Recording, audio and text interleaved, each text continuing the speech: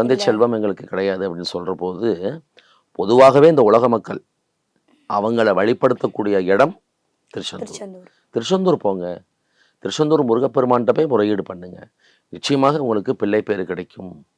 அதிலும் குறிப்பாக சஷ்டியில போய் இருந்து விரதம் இருங்க. ஓ!